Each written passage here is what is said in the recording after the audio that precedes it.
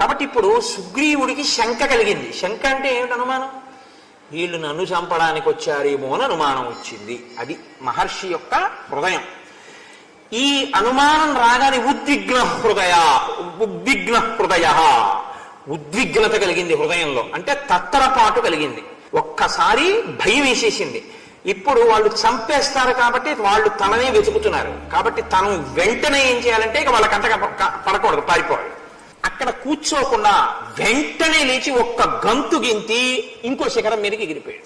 ఎప్పుడైతే ఈయన ఎగిరిపోయాడో రాజుగారే ఎగిరిపోయాడంటే ఏదో ప్రమాదం వచ్చేసిందని మిగిలిన వాళ్ళు నలుగురు ఎగిరిపోయారు. అందరూ తలప దిక్కు ఎగిరిపోయారు. ఎగిరిపోయి వీళ్ళు ఎగిరిపోయిన వాడు ఇక్కడి నుంచి ఎగిరిపోయాడు కూర్చుంటాడంటే అమ్మో వాళ్ళ నలుగురు దూరంగా కూడా వెళ్ళిపోయారా, ఈ బాబోయ్ వీళ్ళు కానీ ఇటు వచ్చేస్తారేమో అని మళ్ళీ ఇటు నుంచి ఇంకో చోటుకు దూకేశాడు. వీళ్ళే సామాన్యమైన బలం ఉన్న వాళ్ళు కాదు సుగ్రీవాదులు. వీళ్ళిలా గెంతుతుంటే సింహాల వంటి మృగాలు కూడా భయపడిపోయి విపరీతమైన వేగంతో అవి పారిపోతున్నాయి ఆ శిఖరాల మీద.